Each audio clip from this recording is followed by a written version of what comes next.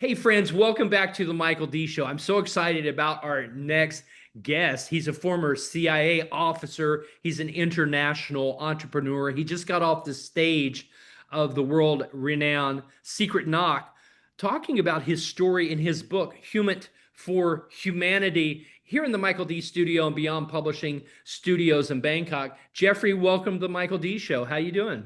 I'm doing great. It's my honor to be here. Thank you very much for the opportunity. Well, you came to me highly referred from the 90210 network and our friends over there, Ashka, and what a great group. You've got an amazing story, but I got to ask you, when I told my team I was doing this interview, they said, "What is Humint for Humanity? What does that actually mean?" Humint stands for human intelligence. As a career CIA officer, I collected Humint, human intelligence. You have SIGINT, which is signals intelligence, which is what the NSA collects. You have OSINT, which is open source intelligence, which is when analysts want to hang out and read the newspaper. So Humint is that which you collect from a human source. Well, I've never had explained to me so well as you did right then. Now you've traveled the world. You've lived with your family. You lived here in Bangkok. You've lived all over Asia, all over the Middle East, and the world. So, what inspired the book? Who'd you write it for? Most Americans are not really great when it comes to geography because we have these two big bodies of water on either coast, and we got this really cold area up north. So we're very protected. As a result, they don't tend to know much or experience much about the world outside of the US. Now, the US is a great country, don't get me wrong. We're the best country in the world. We got everything we need, although I got to admit, I really like Thailand. So, anyway, I wrote it to try and help people understand what is the 5 foot elevation level of the different countries of the world. I have in there examples of when my now ex-wife had to go to the post office and collect a package that had been delivered by her parents for Christmas when we were in New Delhi. And she got there and she showed them, the little green card, and they're like, okay, and then her passport, and they're like, oh wait, the name on the card is Alyssa, which was our daughter. Your name's Renee. I can't give you this package. You have to go bring me Alyssa, who was um, 13 months old at the time. Yeah, no So, passport yet. no, No. she had a passport, but she wasn't with Oh her. yeah. She was at home with the nanny or whatever. So Oh, she had to that's go crazy. back, pick her up, and you know how happy kids are like that, and you know how well they Yeah. wait in lines in different countries of the world.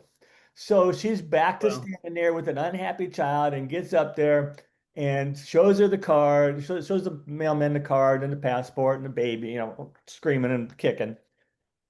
They get the box, they take it home, they open it. It was completely empty because they'd stolen everything out of it. The only thing in there was one piece of wrapping paper. oh my goodness. Wow. We How really do you take deal things with for that? granted in the US. So your book, you talk about you and your family going down this road less traveled, visit the corners of the world seen by very few people. The stories here, the experience, the cultural and the social divides that you and your family crossed during your career in Northern Africa, Central Africa, South Asia, and Southern Europe. You'll see the sights as you ride along with Jeffrey and the family. His wife and two daughters experience the pyramids of Egypt, one of the most important preserved medieval castles in the world, and the Taj Mahal. Now, Jeffrey, your journey exemplifies a dedication to service, continually learning, and the cultivation of understanding of intricate global issues. You hail from a small farm town in Ohio, and your formative experiences you've modeled into a storyteller, international entrepreneur, and CIA officer. In your book, Human for Humanity, is available on Walmart.com, Target.com, Barnes and Noble, Books a Million, Amazon, everywhere books are sold globally, and you're speaking everywhere. But I want to find out the feedback as you're coming off stage. What's some of the feedback you're getting about Human for Humanity? A lot of appreciation because people enjoy, most people enjoy learning. And the conferences that I may speak at are places where people are there, number one, voluntarily. And so they're there to learn, they're there to be educated, they're there to be informed. I hate to sound like a muse because I'm not. I'm just a guy that's been around a lot. And so I share some of those experiences and color in some areas that your average as American, as I said, has never seen. And I'm gonna throw out another comparison in the book, if I may. I compare Lebanon to Whitney Houston. Of course, most Americans, I think they can find Lebanon these days because of the war with Israel going on right now. Um, Lebanon is the Whitney Houston of the Middle East because Lebanon, up until about 1985, was considered the pearl of the Mediterranean.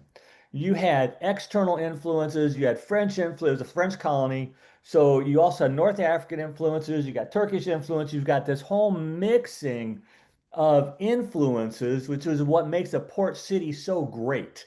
It's what makes Beirut, and again, Bangkok's much the same way.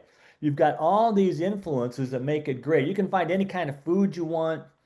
Anybody who argues that Lebanese women are not the most beautiful women in the world don't know what they're talking about because everybody agrees that they are. So this is a wonderful country. Go back to Whitney Houston. Whitney Houston, I think you're old enough to remember when she came out. She could sing, she could dance, she was smoking hot just to be polite. She was gorgeous, she was wonderful and amazing and talented. So then fast forward to near history where she did not have a great end. And I think everybody is saddened by that, and it's unfortunate. The same story applies to Lebanon and Beirut. It's a great country, great food, great people. Starting in about 1985, it began to unravel with all the different, I'll call them political organizations because I don't want to pick a fight over what you want to call Hamas or Hezbollah. Um, so those organizations took root and it hasn't been the same since. And it's very unfortunate, much like Whitney Houston. It's unfortunate what happened to her and her demise. It was self-inflicted, but whatever. Much again, like Lebanon. So I try and bring that to people so that they can see when they hear Lebanon in the news or Israel in the news, that they can see and have some understanding of what does that mean. And I try and do it in a very readable fashion. Well, that's outstanding. We've published some very successful Lebanese entrepreneurs from Lebanon that are now in the US. I found very innovative, very fascinating. I think that's a great metaphor, and it happens a lot in countries around the world. You appreciate these cities that are travel ports, and there's international influences, and the food, the coffee, the culture, and those types of things. But into your work now, as you're looking back and you're speaking and you're coming off stages, what are you speaking about? What do you, when you get these invites to come speak on a podcast or you go speak on a stage like a Secret Knock stage, or here in Bangkok next year at the Bangkok Book Show for our event, what are some of the topics you like to hit from stage? One of the ones I like to talk about the most is called The Art of Persuasion. We as people and as employees and as business leaders, businessmen and women, the days of the dictatorial business leader have gone by the wayside. Whether we like it or not, they can't do that anymore. So now we have to be able to persuade the people, our employees, our colleagues, our bosses, whatever it may be. We have to try, excuse me, something for your editors. We'll edit that. Thank you. We have to try and persuade them to introduce a new product, to try a new sales technique. And we do that through certain steps that we have to take. We have to define our common interest. No one's going to do anything if they don't have, if it's not in their interest. That's what we've gotten away from. And a paycheck, yeah, that's my interest, but that's really not enough for success, not in Yeah. some of the business worlds we're in. So you have to be able to have the commonality of interest. You have to reach them and you have to touch them, and they have to respect the leader as someone who is knowledgeable. The leader doesn't have to be perfect. In fact, the perfect leader is one who is imperfect because he has human failings just like we all do. And it's easier for a staff member, an employee, whatever you should call them, to relate to that person. So I talk about the art of persuasion and being able to get people to do things in a positive and forward-looking and upbeat fashion. Well, I can really see it helping CEOs, company founders, startups, and sales teams motivate people because of years that you've been involved in this career of human intelligence, collecting intelligence, getting what you need, finding assets from human resources is very valuable now that you're translating that into the business community. So, Humint for Humanity, it's available everywhere books are sold, the hardcover, the paperback, the ebook. The audio book will be coming soon. Walmart.com, Target.com, Barnes and Noble, Books a Million, everywhere books are sold globally, eBay, Amazon. Grab yours today. And I recommend getting a case. We've got the holidays coming up. I would say introduce it to your book club, introduce it to your golfing club, introduce it to your reading club, your sorority, your fraternity, your church group, because you'll want to do some discussions around this to really understand the psychology of human development. You see brilliant people coming out of universities and they have no soft skills, no people skills. What's the main thing you want to impart to people listening to the podcast, maybe meeting Jeffrey for the first time? What's a big takeaway? The skill most Americans are not very good at is listening.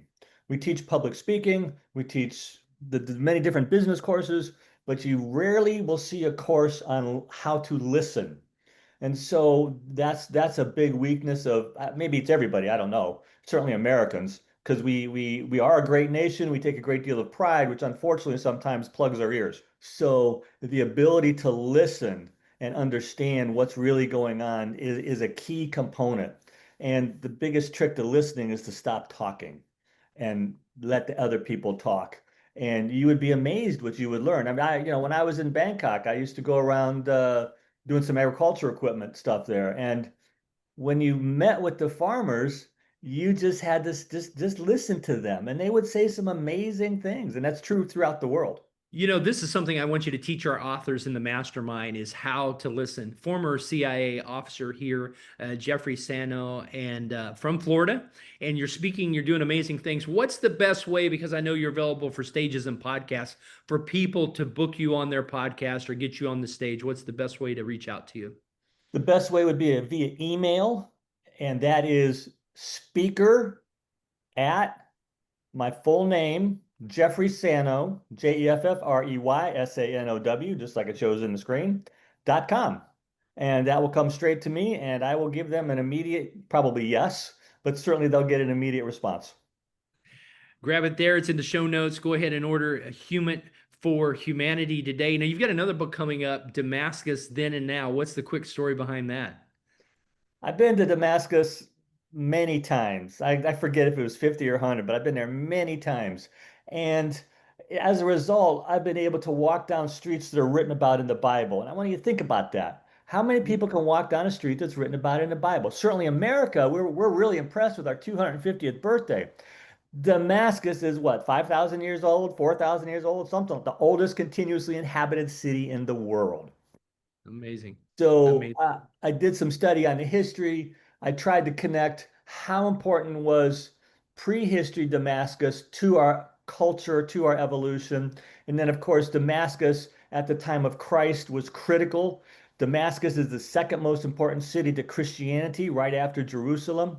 So you have the Bible stories, it talks about the street called Straight in Acts chapter 9. Like I said, there's something about walking down the street called Straight that's just amazing.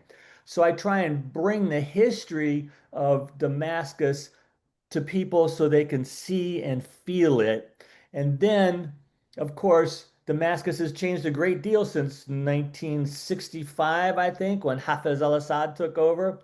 The Assad brothers, excuse me, the Assad family, which were recently deposed, um, they had a lot of faults. I am not defending anything that they did. They were brutal dictators.